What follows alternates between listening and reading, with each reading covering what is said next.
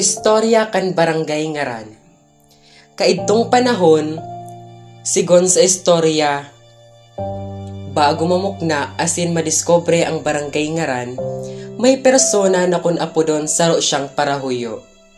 Gikan sa Tabako Albay, kung sain ang sa iyang hanap buhay iyo ang paghanap nin huyo. Naginigibong duyan, tukawan, asin katre nagibo sa huyo. Asin sa iyang padagos na paghanap nin mga native na materyales, sa manlain-lain na kabukidan, hanggang sa makaabot siya sa dakulang bukid na mayo pang pangaran ang lugar. Sa iyang nasabing pagparabalik-balik sa nasabing lugar, mayo siyang makuang impormasyon manungod sa kung ano talaga ang pangaran kan sa iyang lugar na pigbabalik-balikan. Sarong aldaw, mentras siya na naglalakaw sa malinig asin mahiwas na sapa, sa nasabing lugar, sa iyang nasabat asin nabisto ang sarong persona na kun apodon mga ngaso. Nahali sa libmanan na kung sain iyo ang pinakadakulang hanap buhay, man na iyo ang pagkolekta kan mga layas na hayop, siring kang usa, baboy damo kung sain ini makukua ang nasabing mga hayop. Siring man ang kahaputan kan mga ngaso kung ano talaga ang pangaran kan nasabing lugar na ini. Hanggang nag-abot sa punto na ang parahuyo asin mga ngaso naging mag-amigo. Habang nag-uulay-ulay ang duwa, soisyon kan parahuyo. Ano daw kung ngaran na lang ang ipangaran ta sa lugar na ini? Hanggang sa nagkasundo ang duwa, nangaran na lang talaga ipangaran sa barangay na ini. Ang nasabing lugar na sa tuyang pinag-iirokan sa ngunyan. Hanggang mag-agi ang halawig na panahon, ang ngaran nagkaigwanin mga pagtaraid na barangay, arog kang pinamasagan asin bikal, kung sain ang tulong barangay na ini sityo pakan barangay Kutmo. San Fernando Camarines Sur, kan panahon iyo ang kapitan del barrio. Iyo si Dipontong Domingo Sibolo asin ang sa iyang vice, iyo man ang Dipontong si Gerardo. Asin ang municipal mayor, iyo man si Dipontong Hilario Bolimar, kan panahon ni Presidenteng Ferdinand Marcos. Hanggang sa nag-abot ang panahon, ang ngaran sa pagdakol nin populasyon na kumbinser o nahimok na mag-istar igdean mga tahong hali sa mga manlain-lain na lugar. Kun kaya ini naging sarong barangay, iyo ang Barangay Ngaran, na pinanginginutan kan inot na barangay kapitan na si Hilario Manga. Iyo ang nagtukaw nin halawig na termino sa laog ning 20 taon. Taong 1994 hasta 1995, sinundan ni Barangay Kapitan Santiago Lopez Sr., pantulo si Kapitan Leon M. Notario, asin ang pang-apat iyo si punong barangay Susimo M. Murada Jr., asin ang panglima iyo ang presenteng kapitan iyo si Raul E. Kapindit. An imahe kan San Isidro Labrador kung sa iyo ang inot na santo kan barangay asin sa presente.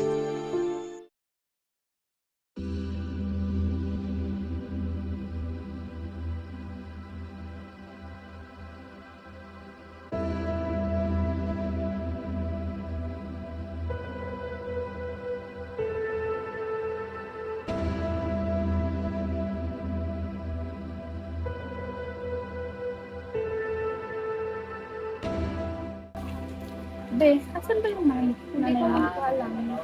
Kasi pinantan ko ako. Mare! Oh! Ayos ka, okay lang. Hindi ka punta natin sa si kumaro natin sa. Sige, ka. Pag-usapan natin ng patubig. Maring Bek! Mare! Anong chika? Madami. May pinagay ko kasi siya kanina. Tapos sabi ko, antay na namin ikaw. Dito wala din na ba't sa patuloy?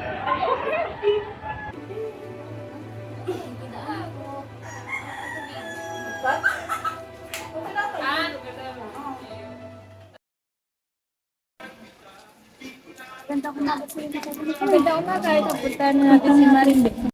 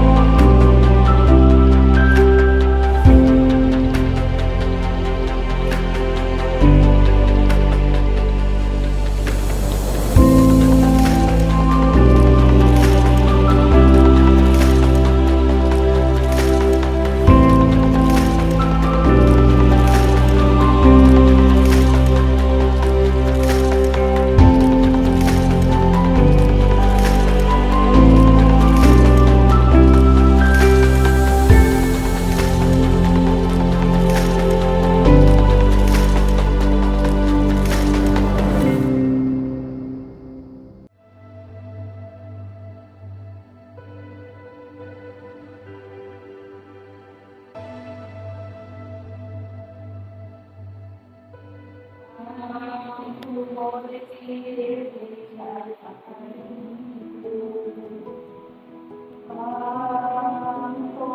Spirit, I pray. Dapat Panginoon, sa pag-ibig-ibig ngayon, salamat sa mga lahat na biyaya na natatanggap namin.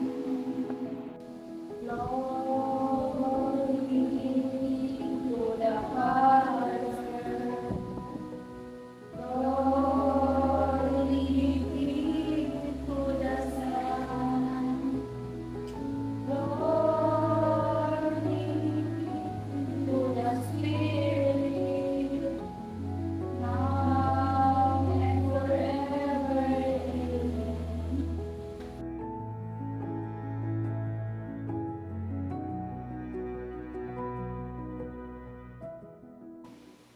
Pagbasa kan banal na Ebanghelyo sa sulat San Marcos. May nagdulong na mga Pariseo na naghahapon tungkol sa sarong lalaki na suwayonan sa iyang apo.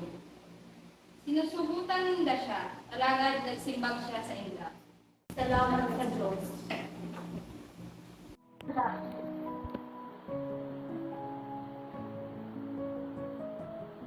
Nagtutungkol ako sa Diyos sa mga makakamahal sa dalang kalamat at sinutaas na pagsusuruan ng lutong mo. Pagdulang ng sa ipinanggitan ng Diyos ang Espiritu Santo ng Diyos na bigyan ng sakitang kampalan ko siya sila sa itinasa. Nagdagan at sikmundo. Hinihilig sa mga dagan ng ikatlong araw na Diyos ang Hari ng mga balik sa pagkakamaboy at sumakulan. Itutubad ako sa Diyos ang mga makakamahal. Ang sa langit ko banalan nga rin ang mga pang kahadaan ng mangyari ang buot ng di sinagaling sa rin sa langit. Sa mga anak sa araw.